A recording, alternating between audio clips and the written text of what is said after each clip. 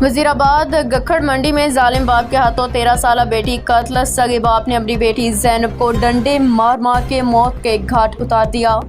मुलजिम ने 2 शादियां की थी और दोनों को तलाक दे दी थी। मुलजिम की पहली बीवी से 5 बच्चे जबकि दूसरी से सिर्फ एक बेटी जैनब थी। मकतूला मुलजिम के साथ रिहाइश पजीर और 5वीं क्लास की तालिबा थी।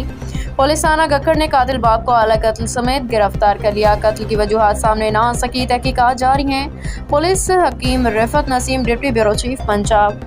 ਹੋਇਆ ਬੋਲਿਆ ਨਾ ਕਿ ਬੱਚੇ ਛੋਟੇ ਜਿਹੇ ਪਿਓ ਦੇ ਕੋਲ। ਕਿੰਨੇ ਸਾਲਾਂ ਤੋਂ ਸ਼ੁਰੂ ਤੋਂ ਇਹਦੇ ਕੋਲ ਰਹਿ ਰਹੀ ਹਾਂਜੀ, ਤੇ ਕੀ ਹੋਇਆ? ਬਸ ਸਵੇਰੇ ਕਾਲ ਕੀਤੀ 5 ਵਜੇ, ਮੈਨੂੰ ਬੱਚੇ ਬਹੁਤ ਹੋ ਗਈ। ਮੈਂ ਆਇਆ ਦੇਖਿਆ ਬੱਚੀ ਬਹੁਤ ਹੋ ਗਈ। ਫਿਰ ਆਪਣੇ ਬੱਚਿਆਂ ਨੂੰ ਸੱਦਿਆ, ਮੈਂ ਹਾਂ ਇੱਧਰ। ਹਾਂਜੀ, ਡੰਡੇ ਮਾਰ ਕੇ ਮਾਰ ਛੱਡੀ। ਡੰਡੇ ਮਾਰ ਗਏ, ਨਹੀਂ ਪਤਾ ਡੰਡੇ ਮਾਰੇ ਜਾਂ ਕਦ ਮਾਰੇ, ਨਹੀਂ ਪਤਾ ਕੋਈ। ਅਸੀਂ ਕਿਹੜਾ ਕੋਲ ਕੀ ਨਾਂ ਸੀ ਬੱਚੇ? ਜਾਣਾ ਪੜ੍ਹਦੀ ਸੀ? ਜੀ, ਕਿੰਨੇ? 5ਵੀਂ ਪੜ੍ਹਦੇ ਪੰਜਵੀਂ ਪੜ੍ਹਦੀ ਸੀ। ਠੀਕ ਹੈ। ਤੇਰਾ ਅਸਲ ਨਾਂ ਕੀ? ਗੁਲਾਮ ਸਫਦਰ।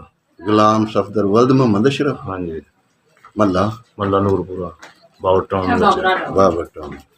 ਤੇ ਫਿਰ ਤੂੰ ਕੀ ਕੀਤਾ? ਪੁਲਿਸ ਨੂੰ ਇਤਲਾਹ ਕੀਤੀ? ਜੀ, ਪੁਲਿਸ ਨੂੰ ਮੈਂ ਤਲਾਹ ਨਹੀਂ ਕੀਤੀ ਕੋਈ, ਬਸ ਪੁਲਿਸ ਨੂੰ ਤਲਾਹ ਹੋ ਗਈ ਤੇ ਜਿਉਂ ਹੋਈ ਹੈ। ਹੁਣ ਤੂੰ ਕਾਰਵਾਈ ਕਰਨਾ ਚਾਹੁੰਦਾ? ਜੀ। ਹਾਂਜੀ।